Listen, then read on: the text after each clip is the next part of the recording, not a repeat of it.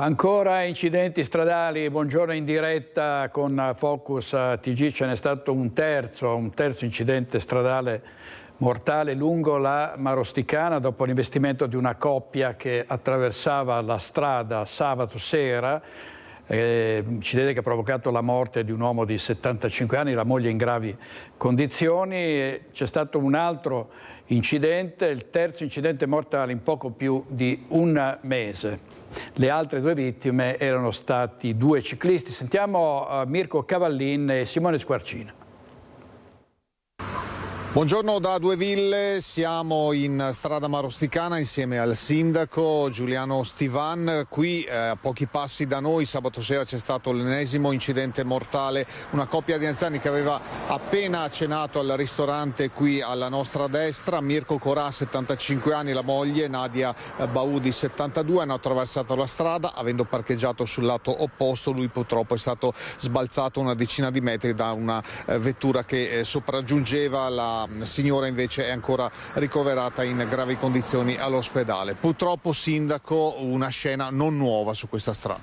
Sì, è un cliché che si sta ripetendo sempre più spesso, perché gli ingredienti poi sono sempre quelli. C'era buio, sì, pioveva, sì, l'auto correva, non lo sappiamo perché c'è un'indagine delle forze dell'ordine in corso. Il problema è che effettivamente c'è troppa distrazione, non c'è attenzione da parte probabilmente degli automobilisti ma anche dei cittadini, perché qui 20 metri più avanti ci sono effettivamente le strisce pedonali e non era il posto in cui hanno attraversato qui dove era buio.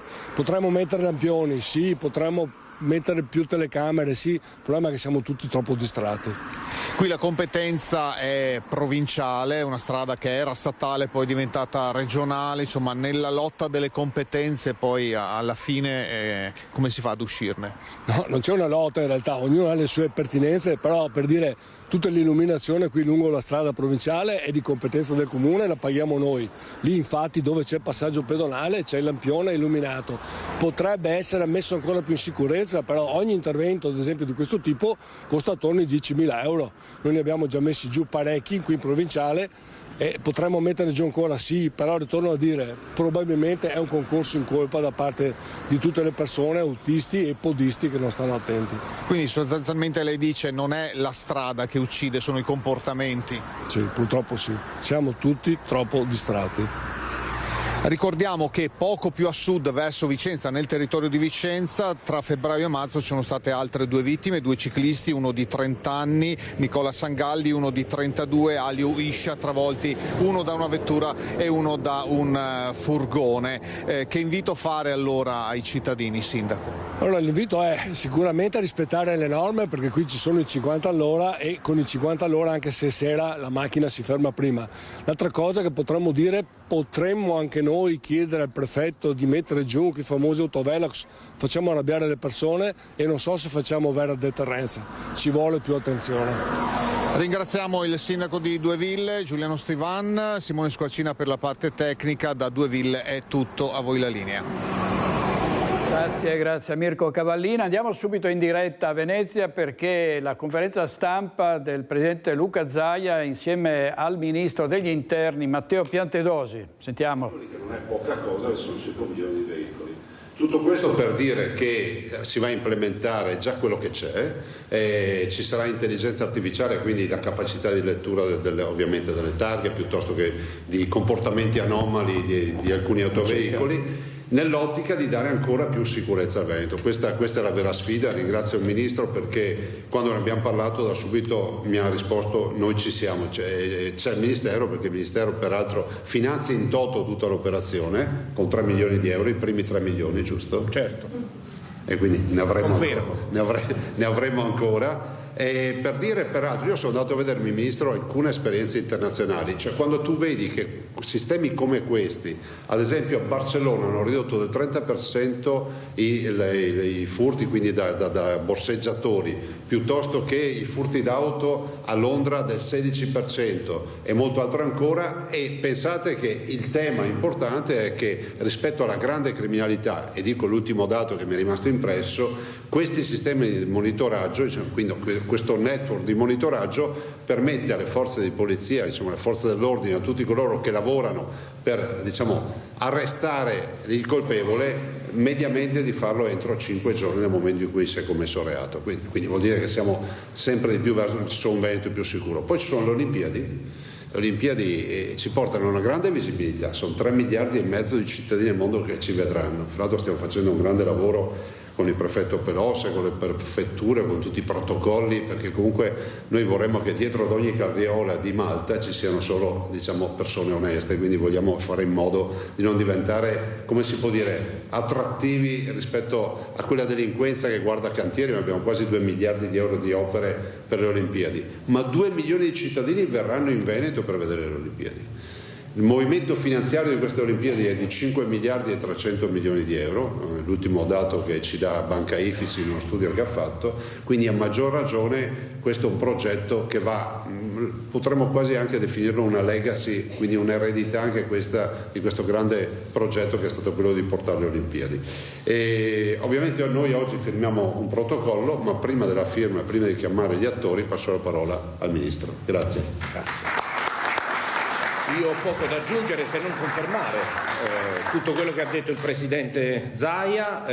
Per noi è un altro accordo molto importante che sottoscriviamo con la Regione Veneto, perché di grande significato anche non solo operativo ma anche simbolico, perché come diceva diamo i primi 3 milioni di euro per questi impianti di videosorveglianza che sono stati concepiti anche con una certa razionalità e intelligenza. Dovranno completare la perimetrazione un po' dell'ingresso nella Regione ai fini poi di creare i presupposti per cui le attività di polizia giudiziaria si possono in qualche modo avvantaggiare rispetto a quelle che sono la possibilità di seguire anche con letture intelligenti. Pensiamo al sistema di lettura target, il video lo diceva, quindi il collegamento alla banca dati centralizzata del Dipartimento della Pubblica Sicurezza per tutte quelle che sono le funzioni consentite nel rispetto della privacy. Ecco, su questo ci tengo a dirlo, perché spesso vengo interrogato legittimamente anche in Parlamento su quelle che è la funzione. Tu giustamente hai fatto un riferimento al cosiddetto grande fratello, ma tutto è fatto con l'approvazione del garante della privacy, quindi non c'è problema di tutela della privacy, e del resto sono funzionalità che vengono indirizzate per la repressione e il contrasto dei reati, quindi voglio dire, basta non avere nulla a che fare con quella che è la commissione dei reati e quindi non avere problemi anche rispetto a queste funzionalità. Dicevo, sono i primi 3 milioni, voglio segnalare che sono soldi che noi rileviamo dalla quota del Fondo Unico di Giustizia del Ministero dell'Interno, vale a dire soldi che annualmente vengono dati al Ministero dell'Interno sottratti alle attività della criminalità organizzata. Quindi qual è il messaggio simbolico? Noi con i soldi della criminalità finanziamo il contrasto alla criminalità, quindi c'è anche un valore simbolico aggiuntivo. Su questo non escludiamo di implementare questo accordo con altri milioni di euro che dovessero rendersi necessari in futuro, e niente, io credo che anche qui abbiamo un interlocutore molto importante nella Regione Veneto, nei comuni del Veneto, molto operativi. Ogni progetto di questo tipo che abbiamo messo in campo ha prodotto risultati importanti. Un'altra prospettiva importante, le indagini di polizia giudiziaria si aiutano, diciamo, per oltre il 50% nello scoprimento degli autori dei reati, proprio della funzione, del contributo che danno i sistemi di videosorveglianza. Quindi è legittimo attendersi da questa implementazione di questa rete di videosorveglianza minori reati, minori crimini, maggiore prevenzione e quindi anche maggiore sicurezza e benessere per i cittadini del Veneto. Grazie.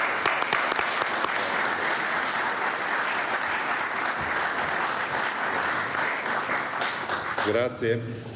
E io chiamerei a questo punto direttamente i 5 attori firmatari del protocollo, che sono ovviamente il Ministero, rappresentato dal Ministro Piantedosi, la Regione rappresentata dal sottoscritto, la Prefettura di Venezia, prego, e invitiamo il Prefetto Darco Pelos, e la Presidente, scusatemi, Monica Manto di CAV, e l'amministratore delegato di Veneto Strade Giuseppe Franco. Prego. Passiamo alla firma. Qui? Facciamo tutto qui. E questa è la parte, insomma, della firma del protocollo. Avete sentito le parole del Ministro Piantedosi, che è arrivato in Veneto, che funestato da continui furti nelle abitazioni, rapine, aggressioni, violenze come quella ai danni di un uomo di una certa età, un anziano che è stato colpito con un fendente da un ragazzino in bicicletta, un tredicenne, è successo a Treviso. Ho visto che è arrivata l'ambulanza con l'automedica e ho chiesto informazioni e mi hanno detto che c'era un signore che era stato accoltellato. Stava camminando lungo via Fornaci, laterale di via Sant'Antonino a Treviso, come era solito fare ogni giorno. Probabilmente di ritorno a casa da una partita a carte con gli amici, l'anziano 86enne, prima di svoltare nella via principale lungo la quale abita con la moglie, ha incrociato un ragazzino di circa 14 anni in bicicletta che procedeva nella direzione opposta. Al passaggio il ragazzo avrebbe urlato qualcosa all'anziano, che subito dopo avrebbe sentito una forte pacca alla spalla, colpo che poi si è rivelato essere stato inferto con un'arma da taglio. Un coltello, un taglierino, ancora non si è riusciti a risalire all'oggetto usato dal giovane. Ad accorgersi della ferita la moglie 76enne dell'anziano, che una volta rincasato ha notato che perdeva sangue da una spalla. Abita qui vicino, penso siano andati a prenderlo proprio a casa. L'ho visto salire abbastanza tranquillo in autoambulanza, io l'ho visto proprio. Portato in ospedale per le cure, l'anziano, ex falegname in pensione, ha riferito di non essere stato aggredito e di non aver avuto nessun diverbio con il giovane aggressore di cui sono state perse le tracce. Resta dunque da capire l'identità e il movente del gesto. Sul posto anche i carabinieri per ricostruire l'accaduto, al vaglio le telecamere di videosorveglianza della zona. Un fatto che ha lasciato attonita la comunità di Sant'Antonino. Io avevo un appuntamento con un'amica per bere qualcosa e poi andare a casa, ma con questa situazione qua mi ha un po' messo a disagio. Siamo un po' allarmati anche per le famiglie, per i bambini, perché sono cose che magari, non siamo abituati a questo scalpore e ovviamente sono delle problematiche che a livello di comunità di Sant'Antonino possono creare dei problemi. Siamo effettivamente stupiti. Sicuramente è un fatto che non ti fa stare molto tranquilla, ma semplicemente anche camminare per strada, non solo perché sto lavorando. Quindi sì, bisogna sempre stare attenti per quello che si può. Sinceramente mi ha messo un po' di preoccupazione adesso avendo saputo cosa è successo, perché comunque sì, in questa zona non ho mai sentito niente di questo tipo. È una zona tranquilla, con lui non ho mai avuto modo di parlare, sinceramente la signora da vicini, scambiato qualche battuta, una signora molto gentile, molto socievole. Ultimamente sono stati registrati più casi, il ragazzino a Carnevale che è stato investito sulle strisce pedonali, quindi l'alta velocità, adesso un accoltellamento. Io ho 2 figlie in età adolescenziale che vanno alla gelateria, che vanno al catechismo, che girano qui il quartiere e da oggi non sarà più così, non andranno più in giro da sole, perché non si capisce né la motivazione né il perché questo ragazzo abbia compiuto questo gesto verso un anziano, poi tra l'altro, quindi non so che dire, siamo spaventati, tutta la comunità, il quartiere qua è spaventato. E torniamo a Venezia perché sta parlando ancora il titolare del Ministero degli Interni, il dottor Piantedosi. Il ministro Piantedosi, sentiamo. La zona di Via Piave, la zona della stazione diventano storicamente, progressivamente luoghi di aggregazione di fenomeni negativi, servono in qualche modo a combattere questi fenomeni e ad allontanarli. Poi certo non risolvono i problemi, ad esempio dello spostamento altrove, ma intanto si parte con la bonifica di porzioni del territorio e quindi poi si procede oltre. Quindi i risultati che abbiamo sono molto positivi sia per i dati oggettivi e sia, me lo consentirà, anche per il gradimento che abbiamo riscosso da parte della cittadinanza. Altro? Sono Carabinieri, ma tutti parla. Noi giornalisti in Veneto siamo abituati purtroppo a raccontare quotidianamente storie di disagio giovanile, risse che coinvolgono soprattutto minorenni. Qua a Venezia, a Mestre in particolare, ultimamente abbiamo affrontato situazioni di rissa da parte di cittadini di origine bengalese. Volevo chiedere che cosa ne pensa del fenomeno a partire appunto dai minorenni e se in previsione di qualche azione in particolare. Guardi, il disagio giovanile e tutto ciò che ne consegue è un po' il principale punto all'attenzione di chi si occupa della sicurezza dei cittadini, perché effettivamente non è un problema solo qui del Veneto e di Venezia, è il tema che in qualche modo ricorre un po' su tutto il territorio nazionale. dove più dove meno, diciamo, riguarda lo strato di popolazione giovanile, dove più dove meno riguarda il fatto delle seconde generazioni, altrove in maniera più accentuata come al sud, diciamo, i ragazzi, diciamo, popolazione autoctona, io l'ho definita, quindi dei cittadini italiani, ma non è il tema della nazionalità il problema è che evidentemente quello che accomuna queste due espressioni del fenomeno è che i giovani mancano dei punti di riferimento, quindi c'è il tema della droga, poi mancano anche dei riferimenti valoriali, quindi qualcosa che possa fare sì che i giovani siano occupati in altro, quindi già dai momenti della prima formazione anche dell'educazione scolastica e quant'altro. Proprio per questo noi abbiamo fatto, partendo dalla sperimentazione del cosiddetto modello Caivano, stiamo estendendo su tutto il territorio nazionale delle azioni che possano vedere insieme parallelamente quella che è il rafforzamento delle misure di contrasto ai fenomeni più strettamente criminali, anche a delle proposizioni di azioni di recupero del degrado urbano, del contrasto al disagio giovanile, anche da un punto di vista, insomma, della creazione di opportunità per i giovani per essere in qualche modo meno attratti dai fenomeni criminali. Quindi il paradigma è questo, ovviamente non si risolve in un giorno. Il fatto che il modello Caivano nella sua sperimentazione stia dando dei positivi risultati fa sì che però, ecco, non è che possiamo immaginare che siano fenomeni che si annullino dall'oggi al domani, quindi dobbiamo insistere adesso nell'attuazione di quello che è il cosiddetto decreto emergenze, che ha riproposto la riproposizione su ben 8 altri territori in ambito nazionale di quello che è stato fatto a Caivano, e quindi continuare e poi estendere la sperimentazione. Allora, questo era ancora Ministro Piantedosi, torneremo a Venezia perché si parla di sicurezza, parliamo anche di sicurezza stradale, in particolare del caos auto Velox. Il Ministero delle Infrastrutture e dei Trasporti ha sospeso, ha fermato il decreto che avrebbe neutralizzato il 90% dei rilevatori. Andiamo a Treviso da Marta Marangon con il sindaco Mario Conte. A te, Marta. Secondo. Sì, buongiorno direttore, buongiorno a te e ai telespettatori che ci stanno seguendo da casa. Siamo a Treviso con il sindaco Mario Conte, presidente di ANCI Veneto. La questione è quella degli autovelox. Ieri è arrivata la notizia del blocco da parte del ministro Salvini della direttiva che era stata inviata a Bruxelles sulla questione appunto della omologazione e autorizzazione delle macchinette che rilevano la velocità, direttiva che sarebbe dovuta servire a fare chiarezza su una situazione che negli ultimi mesi ha creato non pochi problemi a tante amministrazioni comunali, con piogge di ricorsi da parte dei multati. Ebbene, questa direttiva è stata bloccata dal ministro Salvini, che evidentemente ha intravisto dei termini di problematicità. Mario Conte, dal punto di vista delle amministrazioni comunali, che cosa cambierà ora? No, torniamo un po' nell'incertezza, nel senso che la norma che vede i sindaci schierarsi dalla parte delle associazioni vittime della strada e le associazioni invece che di coloro che pensano che gli autovelox siano strumenti esclusivamente per far cassa, generano poi contenziosi e, come nel mio caso, anche denunce. Francamente non mi spaventano né le denunce né i contenziosi. Noi continuiamo a rimanere saldamente dalla parte delle associazioni vittime della strada e saldamente dalla parte di coloro che vogliono proteggere la comunità dall'eccesso di velocità nelle strade.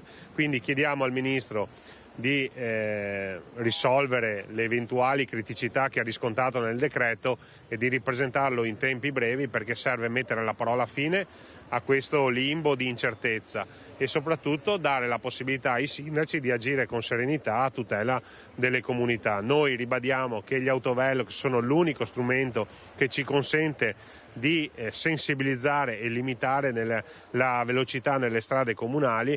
È altrettanto vero che non possiamo vivere sempre con il dubbio e con la preoccupazione di denunce, come purtroppo è già successo, e di ricorsi.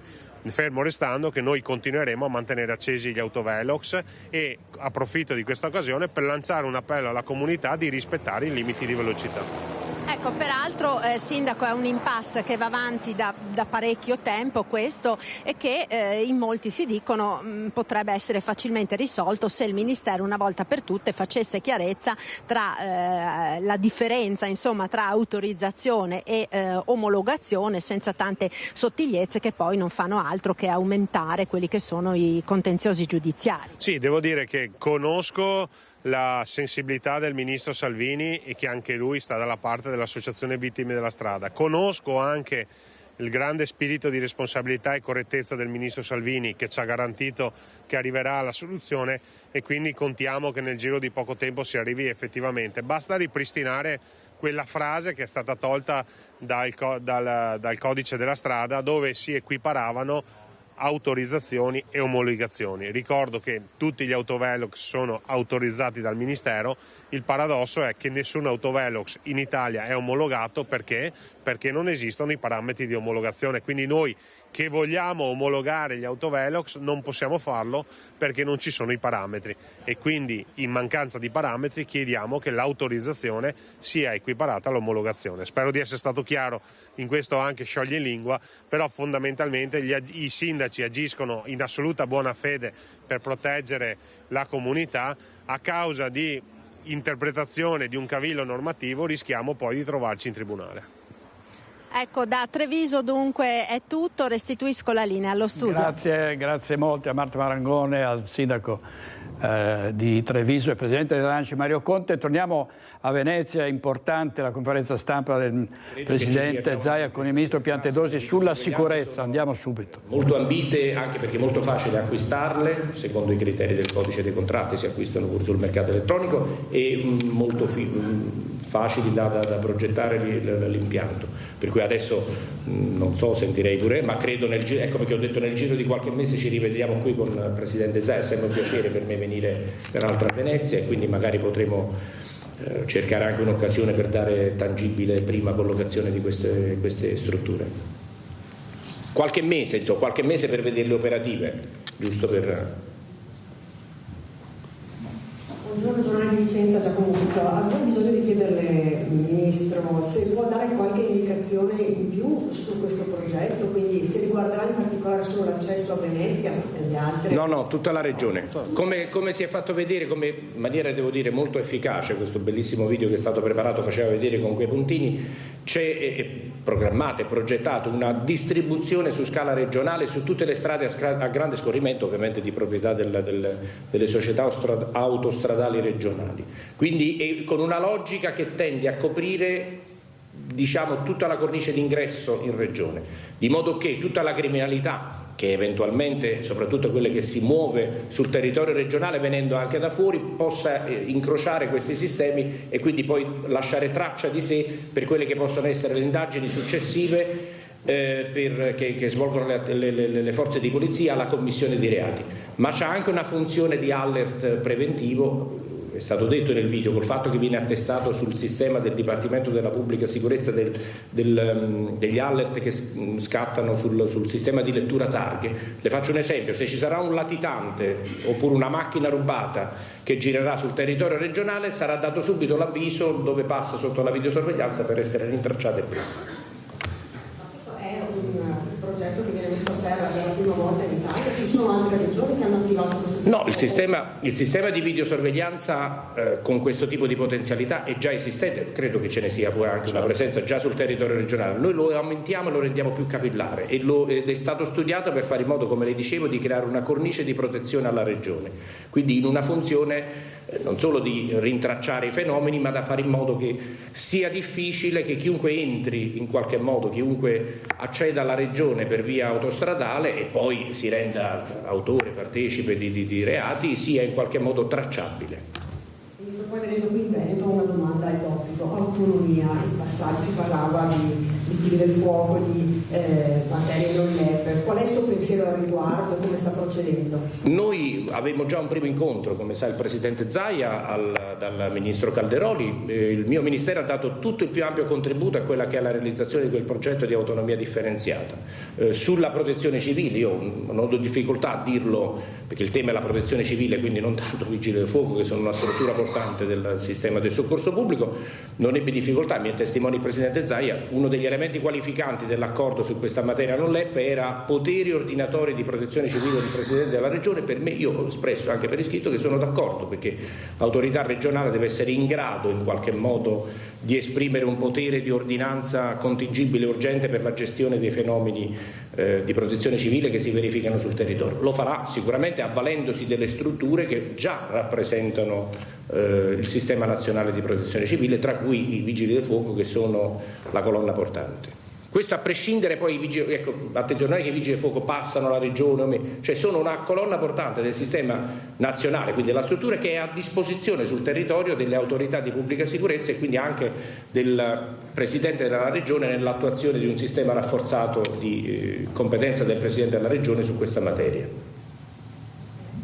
Angela Federica Gazzettino, buongiorno a entrambi. Ministro, mi rivolgo a lei per chiedere degli organici delle forze di polizia. Fondamentali le dotazioni tecnologiche, ma credo altrettanto siano più importante il cosiddetto capitale umano. Io lo domando in particolare perché ci sono sindaci del territorio veneto che chiedono ad esempio di allargare, ampliare una dotazione di commissariati locali, ma il personale esistente in quelle sedi già dice non ce la facciamo in questo momento, come potremo con un territorio più ampio. Che cosa vuol dire a riguardo? Guardi, noi abbiamo attuato, adesso lo dico da quando c'è questo governo, abbiamo messo poste in bilancio, quindi sono facilmente rintracciabili per creare una progressiva ricostituzione di un turnover che per effetto di manovre sbagliate, secondo me fatte nel passato, si stava depauperando nei numeri complessivi e anche nell'età media del personale. Io credo che abbiamo già, adesso c'è il capo della polizia in platea, già in questi 2 anni abbiamo abbassato l'età media attraverso le nuove missioni di circa 2 anni in pro capite, insomma, del personale di polizia.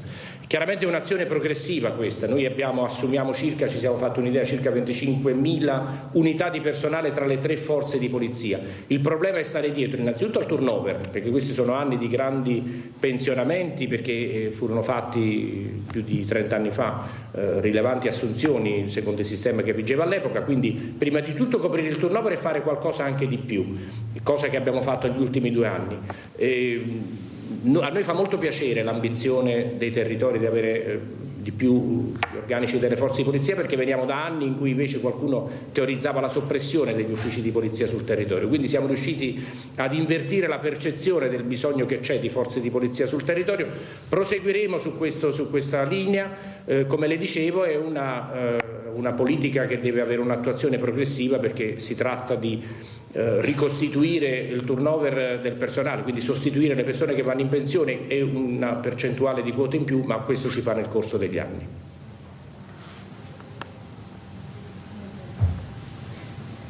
Presidente, questa volta per lei, ecco, come anticipato dal Ministro, insomma, la Regione ha piena autonomia di decidere in merito alle elezioni, la possibilità di elezioni in primavera realistica, insomma, ha sottolineato lo stesso Ministro, quindi la sua volontà è quella di spostare tra virgolette in primavera?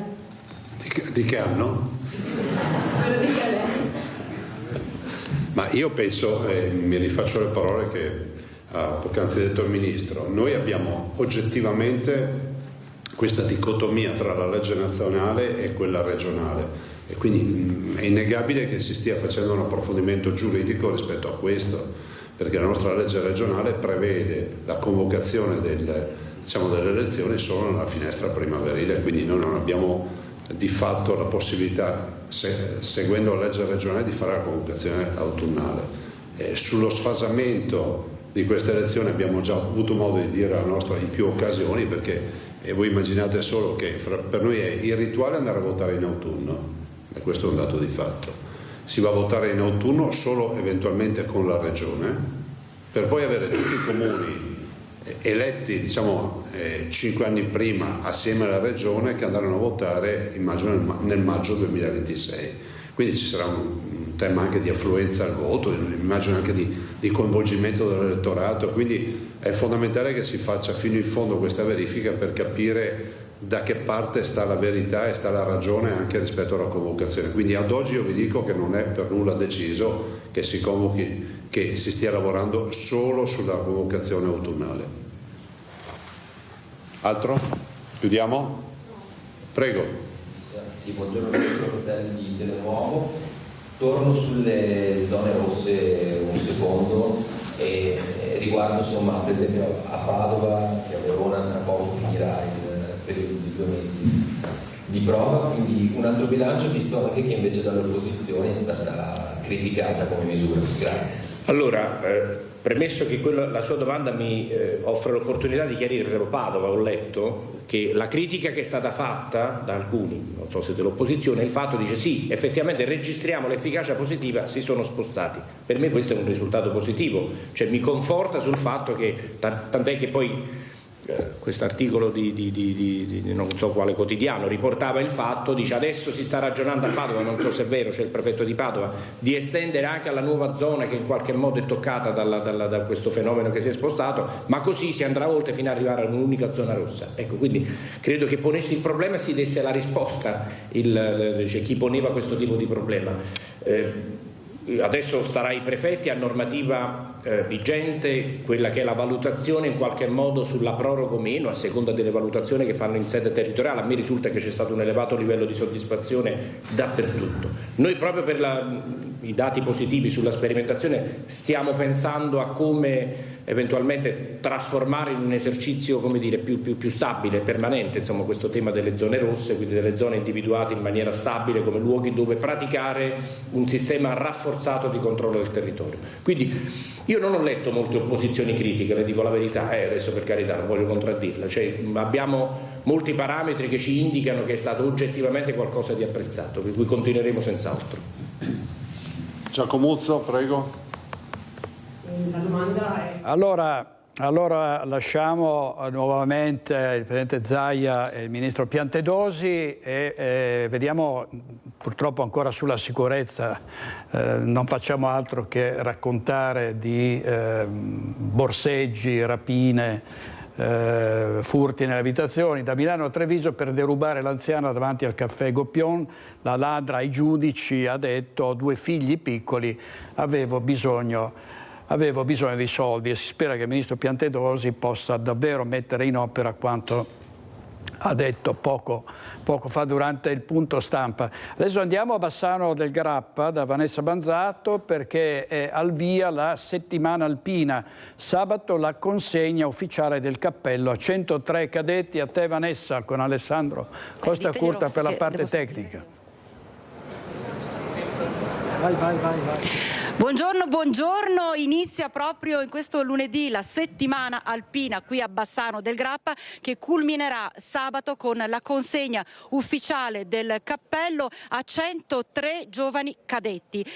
Insomma, assieme a me abbiamo il generale Alessio Cavicchioli, che è colui che guida la scuola militare alpina di Aosta, e il presidente dell'ANA, il presidente nazionale dell'ANA Sebastiano Favero. Io comincerei proprio dal generale Cavicchioli perché è un ritorno per voi per la seconda volta qui a Bassano, ma lei ha voluto precisare che non è una semplice cerimonia quella che ci sarà sabato.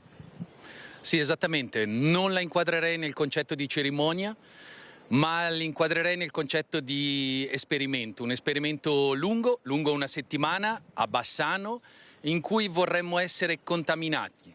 Contaminati da che cosa? Da un'alpinità che qua trova residenza, casa, è iscritta in un DNA di tipo geografico, i Monti Sacri alla Patria, quindi le ascensioni, gli aspetti addestrativi che noi svilupperemo sono una testimonianza e una formazione diretta per il personale che entrerà a partire da sabato a titolo pieno nelle truppe alpine. Sono 12 settimane di addestramento, sono entrati in più di 120 e qui a Bassano sono arrivati soltanto in 103, tra cui 24 donne, segno che è un duro addestramento, sono settimane intense.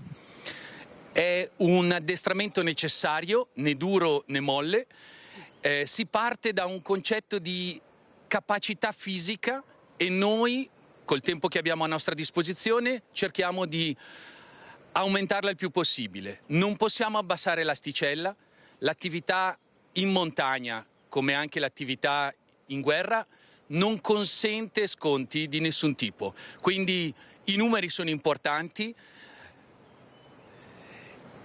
la diminuzione derivante non è un fenomeno di preoccupazione. è semplicemente l'obiettivo e la volontà di mantenere sempre ad un livello di contenimento del rischio nello sviluppo di un'attività che di per sé ha delle caratterizzazioni che sono pericolose. E quindi noi, con la preparazione fisica, tattica ed operativa, cerchiamo di ridurre ad una marginalità accettabile il rischio derivante. Presidente nazionale dell'Associazione degli Alpini, Sebastiano Favero, che significa per voi tornare qua, in questa circostanza? Beh, per noi significa emozione, un ritorno di qualche anno fa, per me di oltre 50 anni fa, però ecco, credo che sia invece importante soprattutto per loro, per questi ragazzi, per questi 103 ragazzi che sabato dai nostri vecchi riceveranno il cappello alpino, glielo metteranno in testa e venire qui, come ha detto il generale Cavicchioli, una settimana prima, andare sui Monti Sacri, capire cosa vuol dire alpinità, cosa vuol dire essere alpini è importante. È importante perché questi possono essere veramente il nostro futuro e noi su questo crediamo, noi questo vogliamo e vogliamo veramente quel motto che è scritto su uno di questi Monti Sacri sull'Ortigara, per non dimenticare. Per non dimenticare, ma lei rilancia anche quella che è stata più volte ripetuta, ovvero questa naia obbligatoria che ritorni. Magari ha detto non chiamiamola naia, chiamiamola in un'altra maniera, ma questi ragazzi hanno necessità, ragazzi e ragazze hanno necessità di essere coinvolti in questo punto di riferimento obbligatorio. Io la chiamerei, come tra l'altro la legge stessa del terzo settore, voglio ricordarlo, all'articolo 8 parla di servizio obbligatorio a favore della patria. Un servizio che tutti i giovani dovrebbero fare, un servizio che per noi, al di là forse di qualche concezione, ma testiamo e insistiamo, deve essere gratuito. Tu devi dare qualcosa perché la patria, la società, la civiltà in cui vivi ti ha dato qualcosa. Devi capire che devi farlo per essere pronto e disponibile. Deve essere nella buona sostanza, quello che diciamo noi, solidale. Ecco, in una battuta, la patria cos'è oggi? La patria per me è identità. È identità di condivisione di valori importanti che sono quelli soprattutto da un lato del senso del dovere. Oggi si parla solo di diritti, no, senso del dovere e dall'altra parte senso di condivisione e di solidarietà. Lo chiedo anche a lei, che serve la patria. Cos'è la patria per lei oggi? Per me la patria è identità, valori, storia e geografia. E tra l'altro ha lanciato anche proprio una notizia in anteprima, ovvero la cerimonia di sabato che si svolge per la seconda volta qui a Bassano del Grappa in realtà sarà un appuntamento fisso. Sì, l'autorizzazione ci è arrivata dal nostro Stato Maggiore dell'Esercito. L'idea l'anno scorso si configurava come un esperimento. Quest'anno siamo alla seconda edizione e quindi entra nell'alveo della tradizione. Noi abbiamo tutta l'intenzione di rispettare le nostre tradizioni e quindi tutti gli anni i primi corsi di volontari riceveranno il cappello alpino qui a Bassano. Insomma, sabato ci sarà il momento clou di questa settimana che vedrà gli alpini, i giovani 103 cadetti girare per la città, ma anche andare proprio sulle cime del Monte Grappa, sulle cime del Pasubio e non solo, insomma cercare di visitare le montagne care alla patria e l'incontro poi con le scuole, con gli studenti, con i più giovani. Da Bassano del Grappa per il momento, direttore, è tutto, ti ricevo la linea. Grazie, viva le penne nere, grazie a Vanessa Banzato e Alessandro Costacurta. E sugli alpini è scoppiata una polemica tra Luana Zanella, che è la capogruppo alla Camera di Alleanza Verdi Sinistra, e Alberto Villanova. La Zanella aveva parlato di una cortina d'Ampezzo sotto assedio degli alpini che sarebbero lì per difendere la pista da bob e Alberto Villanova ha parlato di dichiarazioni inaccettabili. Passiamo da una provincia all'altra, come al solito, dal Vicentino andiamo a Padova perché ci sono coloro che si tuffano anche nei canali. C'è stato un tuffo nel Piovego, ripreso e postato sui social, un video è diventato virale, un po' come a Venezia quando si tuffano nel Canal Grande, ma qui si tuffano nei canali e poi si fanno anche delle nuotate. Sentiamo Chiara Gaiani. Da Da questo meraviglioso angolo di Padova siamo in Golena San Massimo, quello che ci scorre a fianco è il Piovego, con noi Pietro Dusso che è proprio presidente dell'associazione Amici del Piovego. Ci confrontiamo su un tema che sta diventando purtroppo quasi quotidiano a Padova negli ultimi giorni. La scorsa settimana vi avevamo raccontato del tuffo di uno studente, probabilmente, o di un laureato nel canale del Piovego. Sabato intorno alle 14 è stato documentato un altro tuffo, una vera e propria nuotata che è avvenuta invece dal ponte San Giovanni delle Navi. Là siamo sul ramo del tronco maestro che si innesta nel Bacchiglione, magari mi faccio correggere nel Piovego ancora, ecco, mi sono fatta correggere da chi è esperto. Questo in realtà non è un fatto proprio nuovo per la città di Padova, è un fatto però pericoloso perché c'è un divieto di balneazione nelle acque interne della città. Certo, ci dovrebbe essere anche un divieto, anche diciamo dal punto di vista della sanità non è proprio opportuno fare un bagno nel Piovego nella situazione attuale. Una volta il Piovego era, diciamo, la spiaggia dei padovani, ma attualmente, anche in base a degli studi che sono stati fatti da un gruppo dell'Università di Padova, è stato rilevato ad esempio che l'acqua che entra in Padova dal Ponte dei Cavai ha un livello di inquinamento più basso di quella che esce poi fuori alla fine del corso nel centro della città. Quindi evidentemente all'interno della città ci sono ancora degli scarichi fognari che rimettono le loro acque nel Piovego, e nonostante, diciamo, un certo lavoro sia stato fatto negli anni 90 per allontanare gli scarichi fognari e appunto portarli al depuratore, non c'è ancora un censimento che andrebbe fatto degli scarichi e capire dove sono ancora delle fonti di inquinamento. Quindi, diciamo, fare bagno nel Piovego direi che è altamente sconsigliato. Ecco, a questo si aggiunge anche quella che resta comunque una cattiva abitudine, chiamiamola proprio un'abitudine pessima, direi, più che cattiva, che è quella di usare tante volte i nostri canali, i nostri fiumi come dei cestini. Beh, quello sì, lo possiamo vedere qui a poca distanza, perché abbiamo il sostegno qui del San Massimo, dove si raccolgono tutti i rifiuti portati dalla corrente, e come in altri angoli di Padova, come è ad esempio la chiusa di Volta Barozzo, si fermano lì e rimangono per settimane e mesi prima che ogni tanto qualcuno degli enti preposti intervenga. Ecco, Padova è città universitaria, tante volte a questo problema si aggiunge anche la goliardia. Voi avete fatto per anni raccolta di decine e decine delle bici che gli studenti universitari usano per spostarsi, che una volta finita pensano di sbarazzarsene lanciandola nei canali. Sì, questa era una pratica che qualche anno fa era diventata abbastanza epidemica, direi.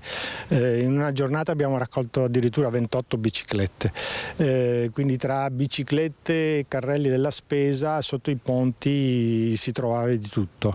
Adesso, per fortuna, forse anche grazie a un'opera di sensibilizzazione nei riguardi degli studenti, questa pratica di diciamo abbandonare, anzi di lanciare la bicicletta a fine corso di laurea dai ponti, insomma, sembra molto più contenuta. Troviamo meno biciclette nell'alveo.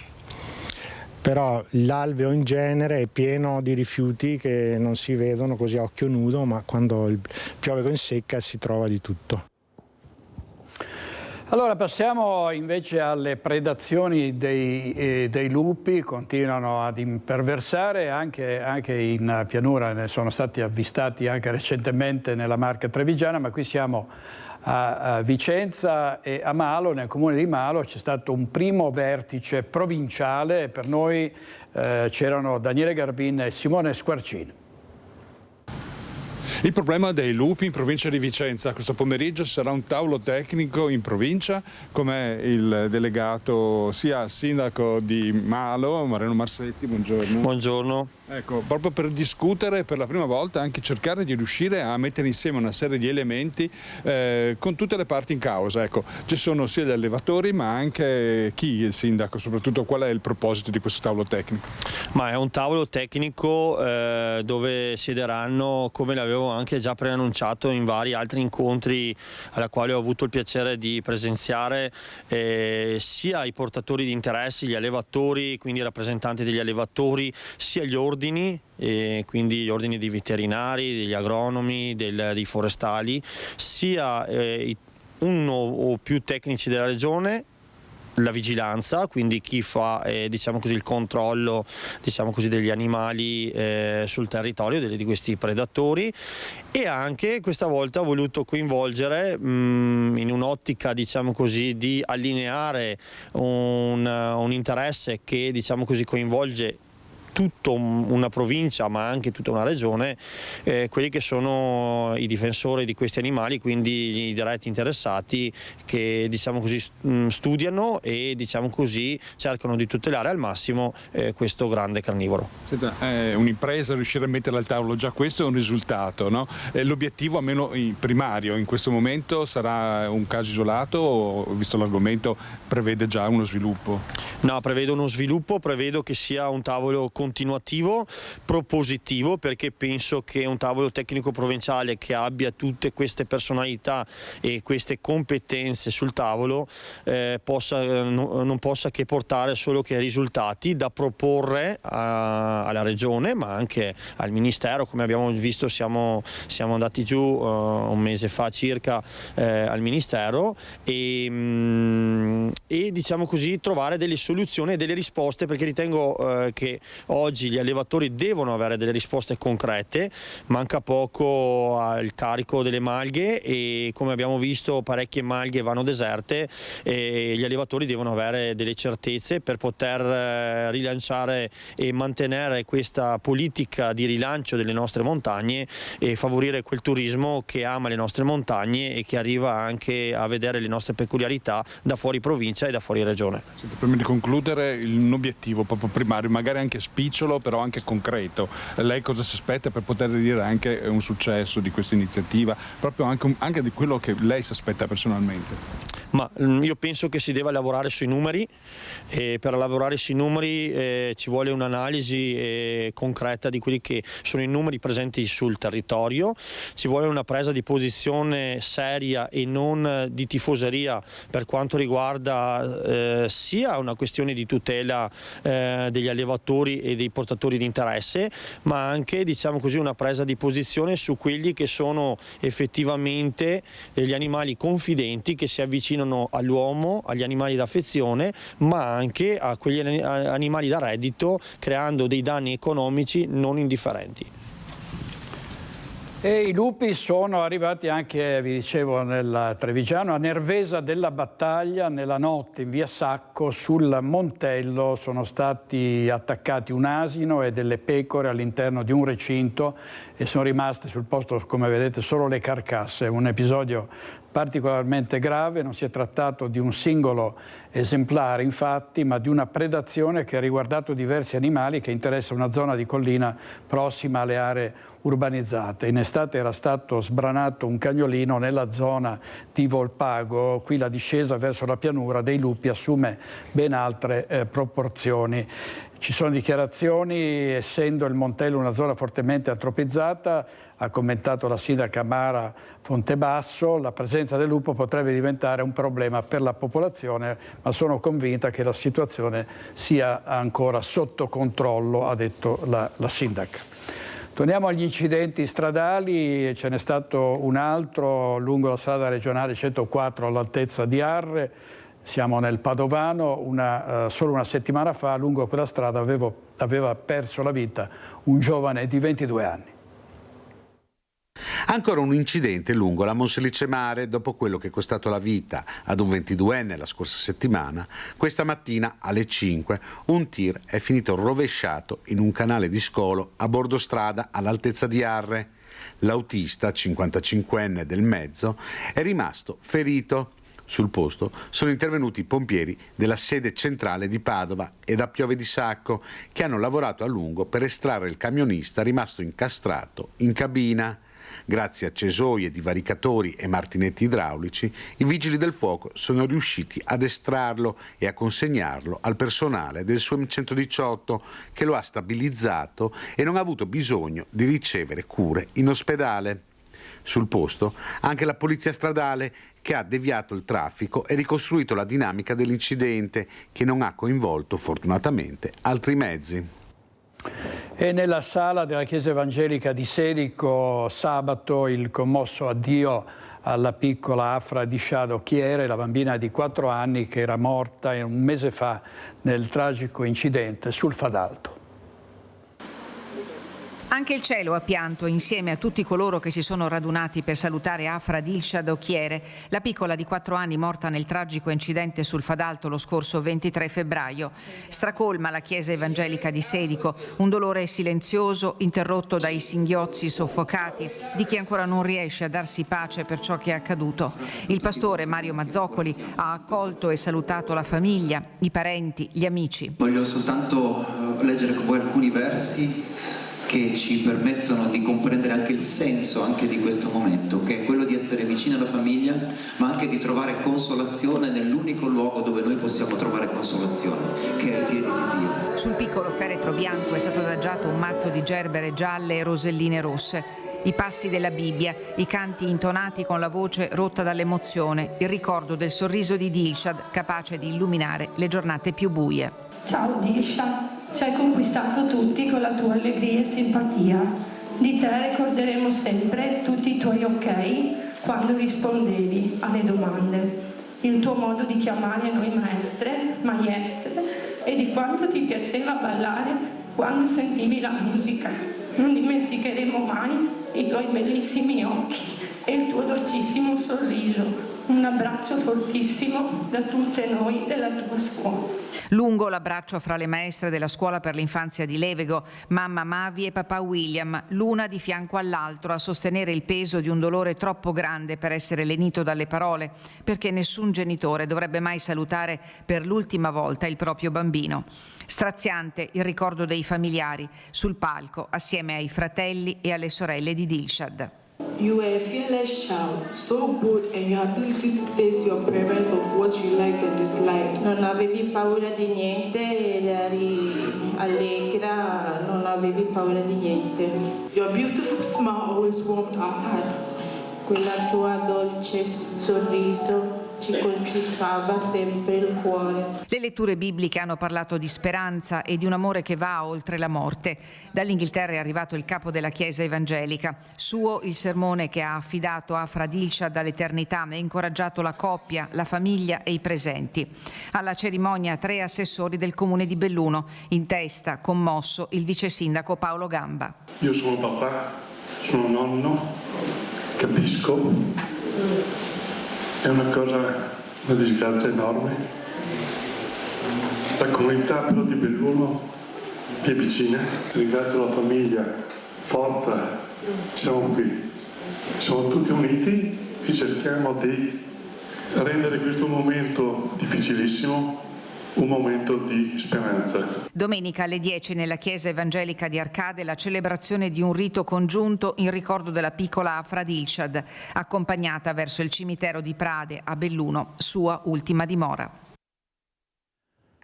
Servizio di Tiziana Bolognani, e c'è stata una nottata di abbondanti nevicate sulle Dolomiti bellunesi. A Rocca Pietore sono dovuti intervenire i vigili del fuoco per soccorrere un'auto e 2 autobus bloccati dalla neve a Passo Fedaia. L'intervento alle 3 del mattino, la squadra dei vigili del fuoco provenienti dal distaccamento di Caprile ha lavorato a lungo per liberare i mezzi, consentendo loro di riprendere la marcia in autonomia. Le operazioni si sono concluse intorno alle 7 del mattino.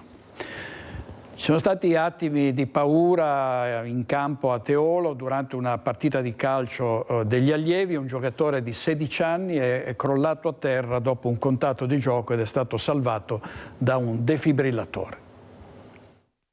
A volte la percezione del tempo cambia e quelli che sono sembrati a tutti lunghissimi minuti di apprensione sono stati invece pochi istanti fondamentali e preziosi per salvare una vita. È accaduto domenica mattina nei campi da calcio del Thermal Bresseo di Teolo, impegnato in una partita contro l'Usma per la categoria allievi. Un giocatore di 16 anni del Thermal, dopo un contrasto violento contro lo zigomo di un avversario, crolla a terra. Portato in panchina sembra riprendersi, ma poi, dopo essere rientrato in campo, perde i sensi e sviene. Immediatamente un dirigente dell'Usma interviene, immobilizza la testa del giovane, chiama un medico impegnato in una vicina gara di frisbee e poi avvia le procedure per utilizzare il defibrillatore. Cosa abbiamo fatto? Semplicemente abbiamo cercato di monitorare quello che fa ogni laico, cercare di monitorare la situazione, e il problema è che a un certo punto il ragazzo non ha più risposto.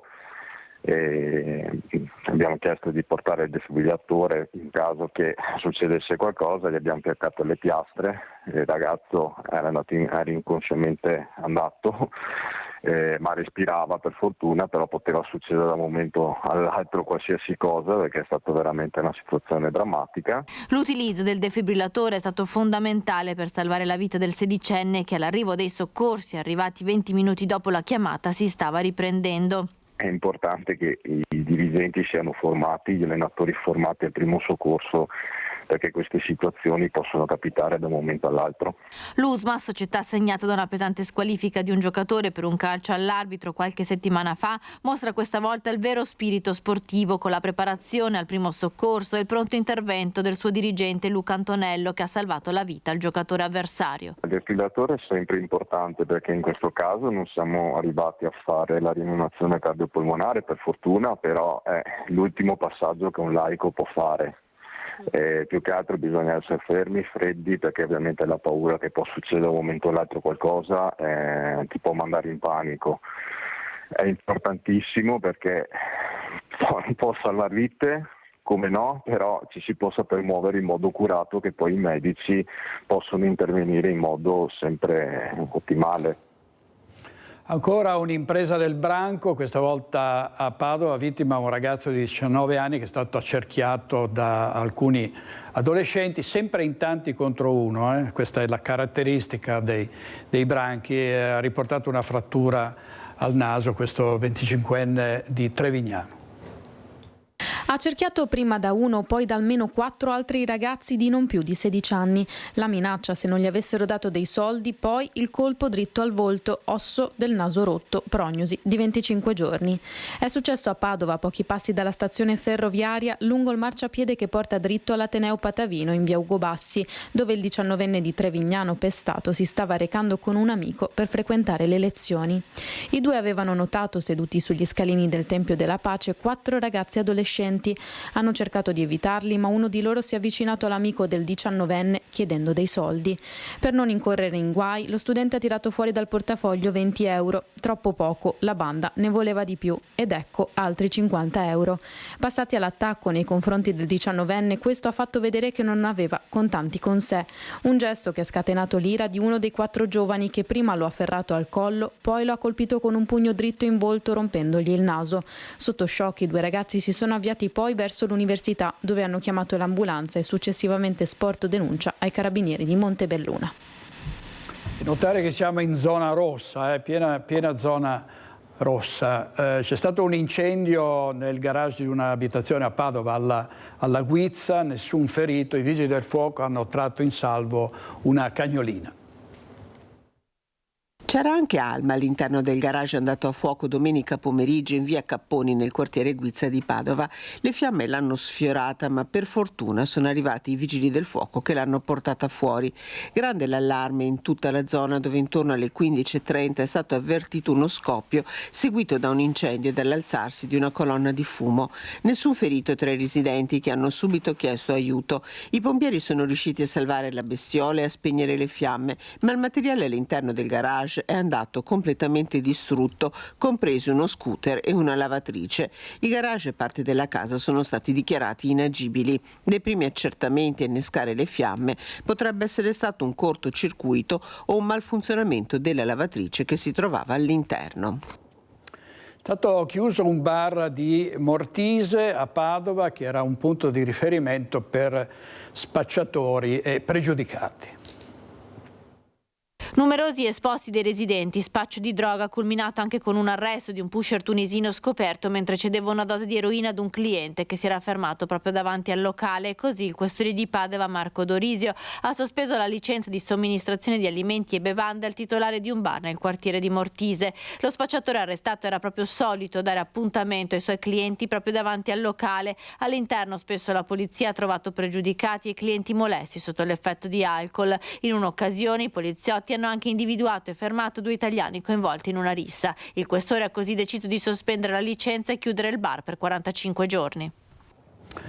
Il delitto di Margherita Ceschin, Enzo Lorenzon, l'ex marito considerato il mandante del delitto, ha intenzione di parlare, di dire altri particolari su quello che è stato un omicidio su commissione.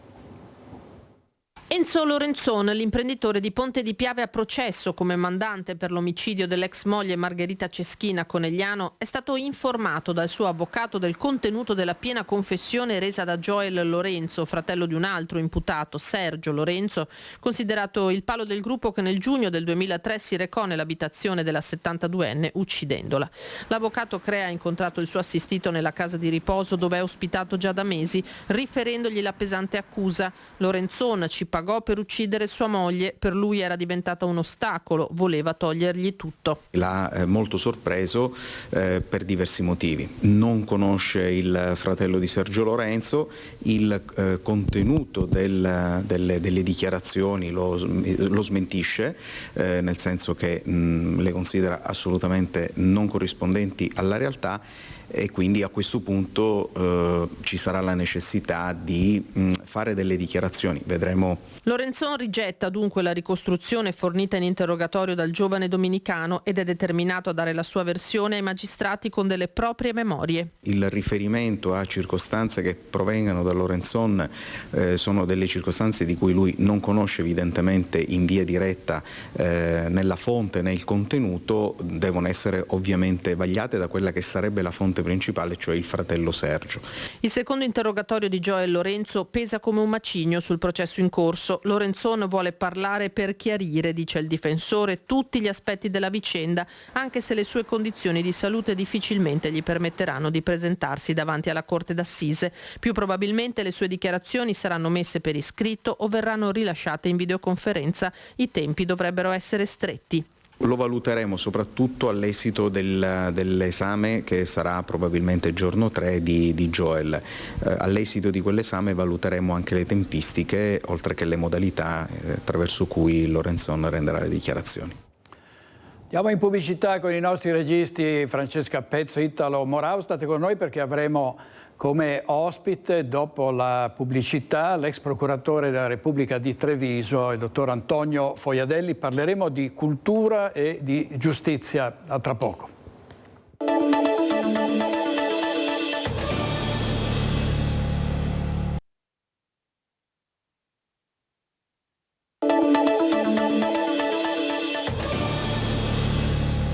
Nuovo in diretta con Focus TG, saluto e ringrazio molto l'ex procuratore della Repubblica di Treviso, il dottor Antonio Foiadelli. Procuratore, grazie. Grazie, è un piacere vederla di nuovo qui nei nostri studi. Allora, parliamo di cultura e di giustizia. Cultura perché lei, dopo una vita dedicata alla giustizia, oggi è presidente di un'associazione culturale di Treviso. Sì, è stata un'idea di alcuni amici di creare di dare vita a questa iniziativa, ma con uno scopo preciso. L'unica cosa che la differenzia rispetto a tante altre iniziative, che è quella di tentare umilmente di fornire delle informazioni corrette a tutti, agli associati in primo luogo e al grande pubblico sui problemi di cui si dibatte, ma si dibatte a volte dando per scontato che tutti sappiano di che cosa stiamo parlando. Non è così.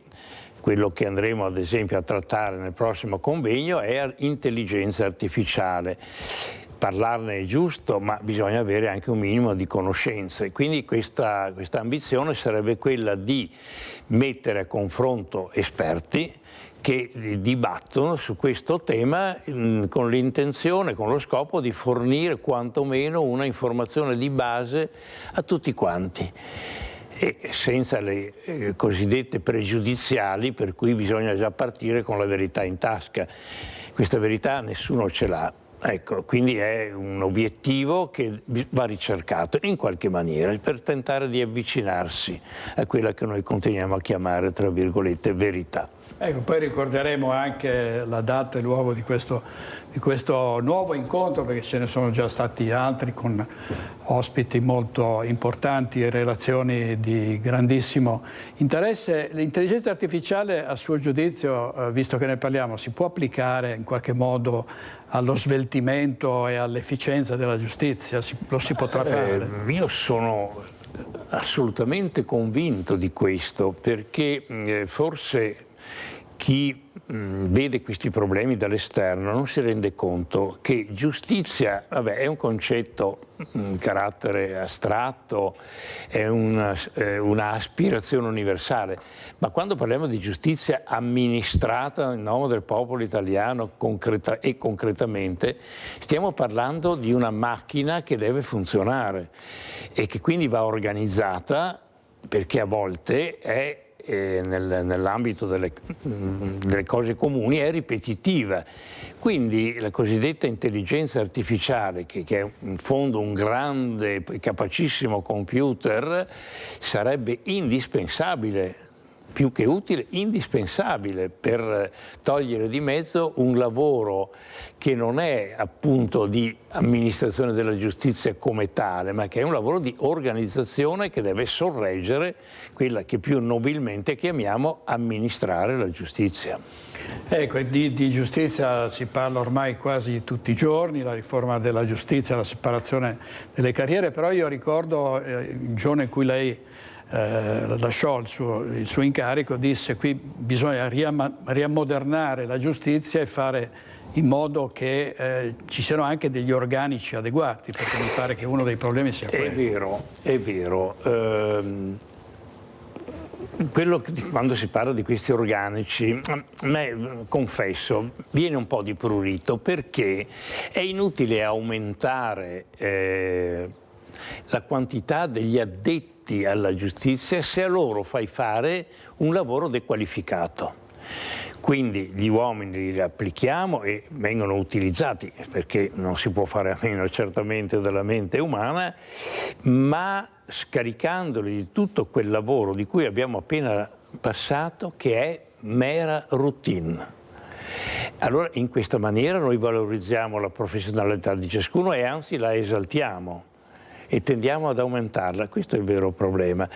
Noi siamo la giustizia, io parlo fino al momento in cui io ho fatto parte di questa, e sono molto felice di averne fatto parte, e parlo fino a qualche anno fa, il problema era proprio questo: come uscire da questa morsa che è fatta di quotidianità, che è fatta di pratiche da sbrigare. Ecco, quelle non c'entrano con la giustizia, però sono necessarie. Certo. Affidiamoci alle macchine dove le macchine possono arrivare e teniamo la parte nobile della faccenda alla mente umana. Dottor Fogliadelli, c'è una polemica in corso che è quella del Tribunale di Bassano, no? Il Tribunale di Bassano, c'è una cittadella giudiziaria pronta ormai da tanti anni, è costata mi pare 12 milioni di euro, però c'è uno scontro. Ci sono l'ordini degli avvocati che non sono d'accordo e soprattutto Vicenza mette i bastoni tra le ruote, perché si teme che appunto parte del personale possa trasferirsi altrove, là dove ci sono già dei problemi. Quella delle circoscrizioni giudiziarie è un problema e anche una polemica molto, molto datata, perché ci sono due tendenze: quella della diffusione sul territorio. Non a caso i francesi chiamano il giudice, che noi chiamiamo di pace, giudice di prossimità. È vero, ma è anche vero che certi servizi si possono rendere soltanto se abbiamo di fronte una struttura sufficientemente solida e ampia, quindi frammentare i servizi in più parti non sempre giova all'efficienza. Quindi io non prendo posizione come tale, perché dico il problema esiste, ma ci sono anche altri problemi. Io posso capire che, ad esempio, se faccio un'ipotesi provocatoria, lo Stato il governo decidesse di accorpare Treviso a Venezia, ma non c'è dubbio che ci sarebbe uno sconvolgimento, e giustamente il Consiglio dell'Ordine e gli avvocati di Treviso direbbero: ma come, noi abbiamo investito tutto il nostro, cioè anche dal punto di vista economico, i nostri sforzi qui, e improvvisamente voi ci togliete la fonte di quella che è la nostra funzione. Sarebbero ragionamenti, ma ho fatto un'ipotesi assurda, appunto, e improbabile, proprio per dare l'idea di quello che penso, insomma.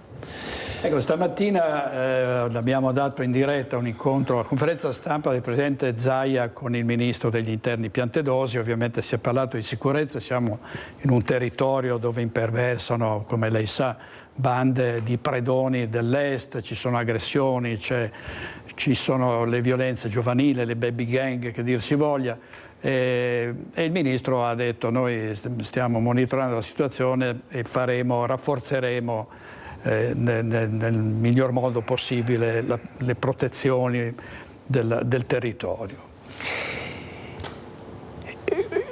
Io rispondo con sincerità alla sua domanda, perché a volte si tende onestamente a fornire delle risposte, virgolette, politicamente corrette.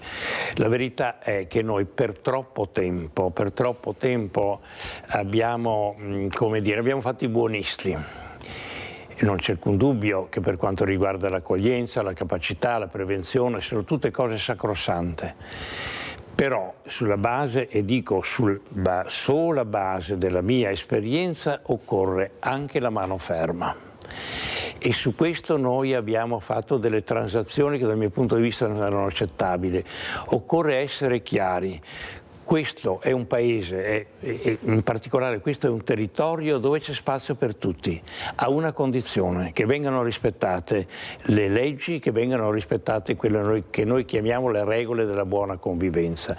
Libertà è un concetto fondamentale su cui non occorre neanche discutere, ma la libertà, se vogliamo essere sinceri fino in fondo, non può prescindere dalla disciplina, che significa obbedienza alle regole della convivenza civile, altrimenti siamo già fuori.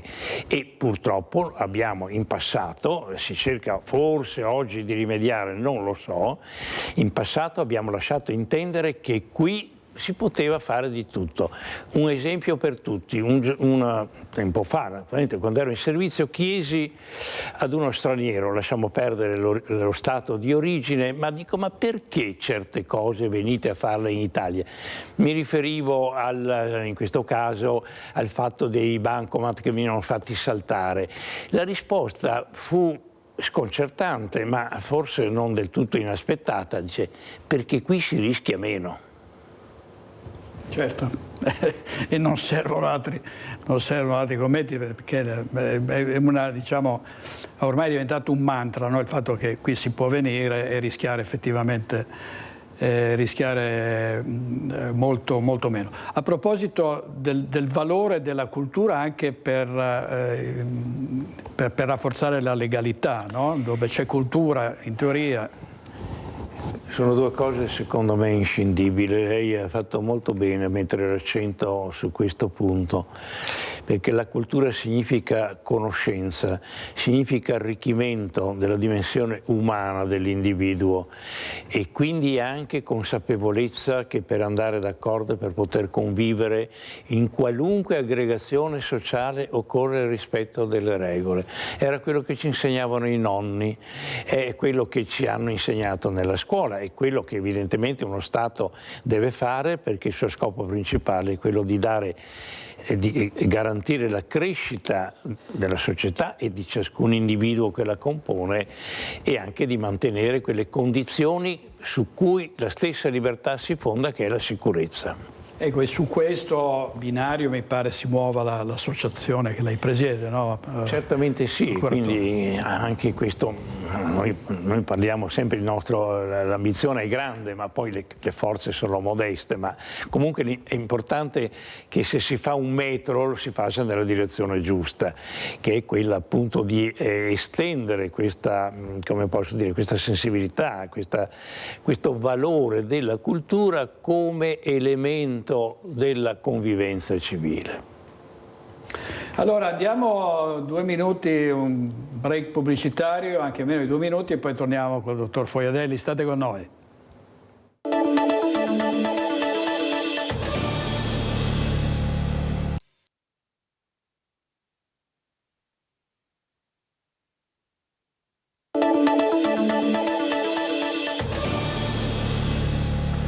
Allora siamo con l'ex procuratore capo della Repubblica di Treviso, il dottor Antonio Fojadelli. Grazie ancora.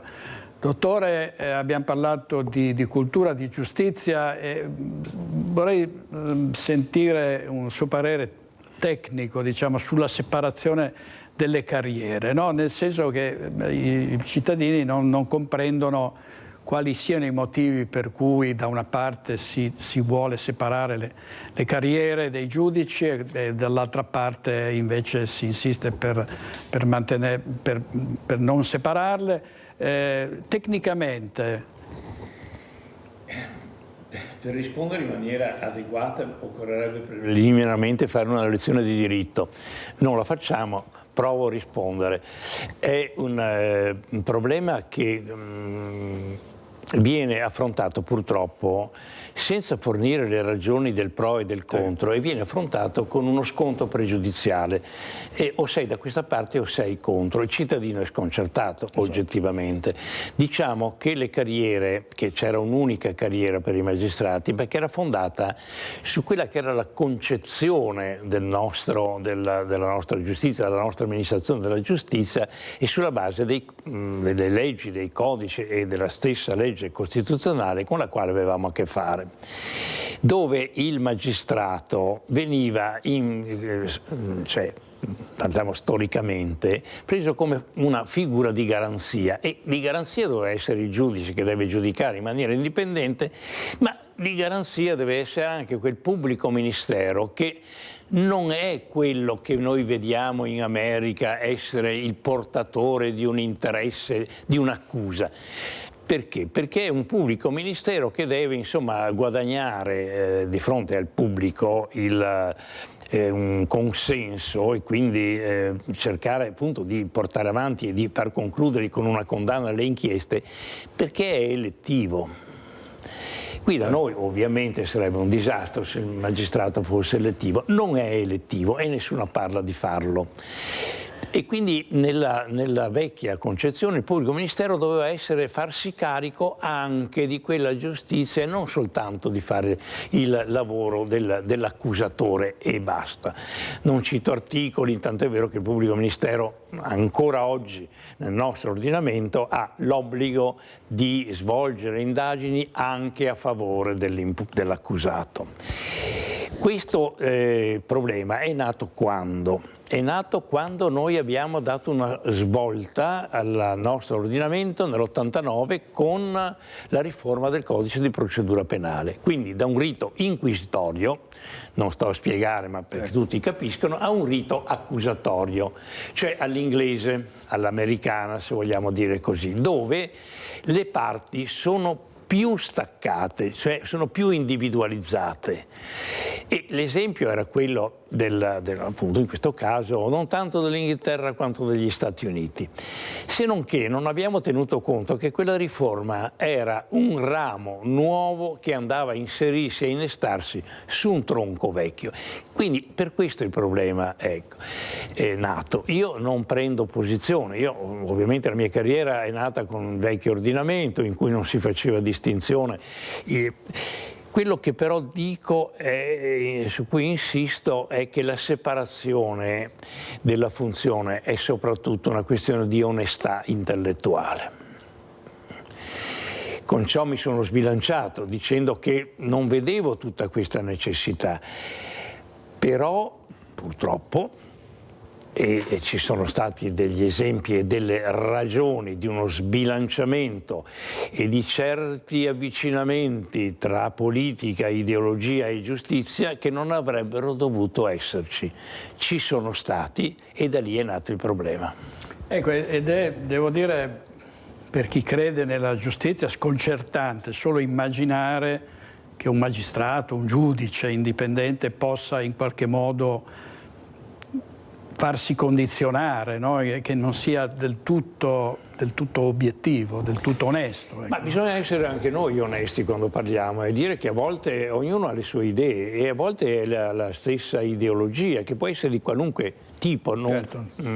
Nessuna esclusa, ci condiziona, certo che ci condiziona, ma quando io ho parlato prima di onestà intellettuale dico che lo sforzo del magistrato vero è quello di cercare di essere al di fuori per quanto umanamente possibile e quindi di tener conto che non sei chiamato a prendere parte né in un senso né in null'altro, ma sei chiamato ad essere il garante di tutti, non di qualcuno e di qualcun altro no.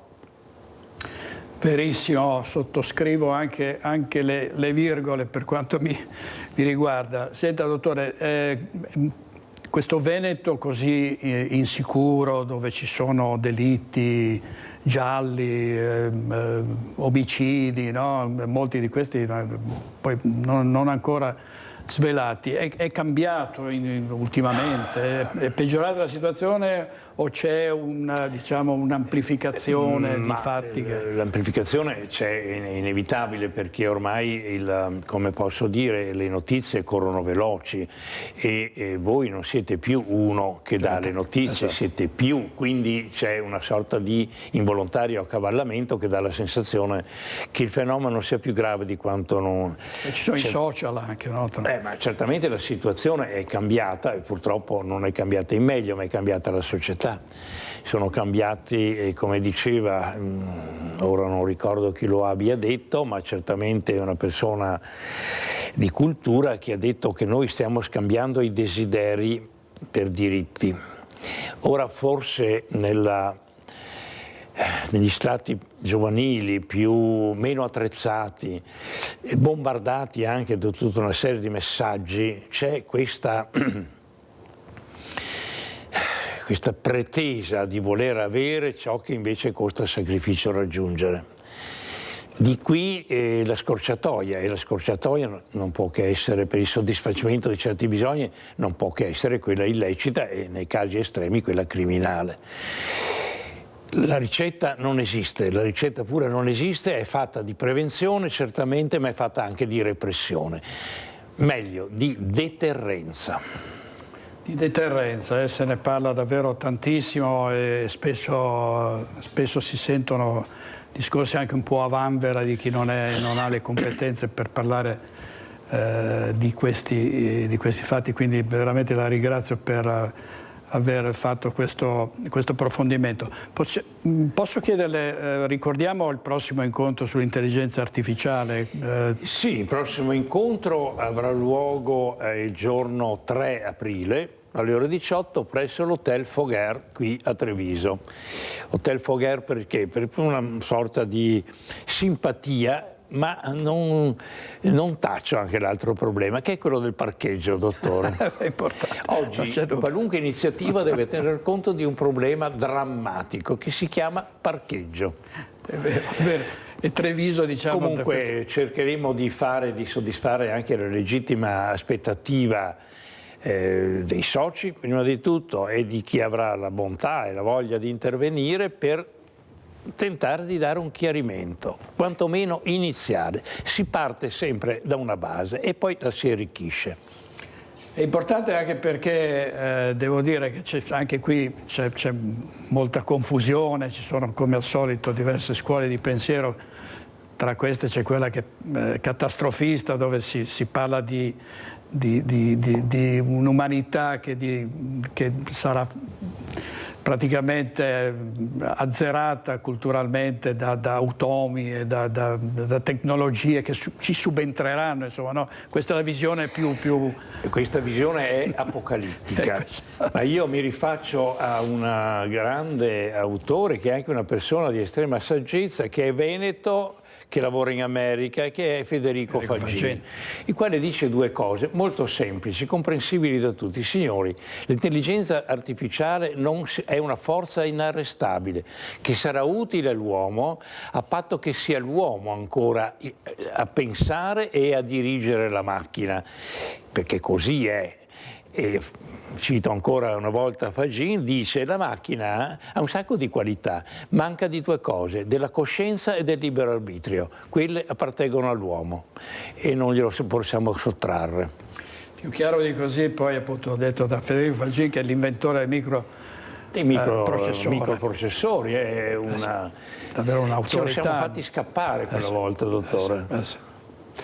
Allora grazie molte procuratore, grazie per essere stato con noi. Ovviamente seguiremo la vostra attività, l'associazione Treviso Cultura, in tutti gli incontri che ci saranno anche prossimamente. Grazie buon lavoro. Grazie molte, ci vediamo stasera a Focus alle 21:15. Alle 21:15 grazie ai nostri registi Francesca Pezzo e Italo Morao. Arrivederci, buona giornata.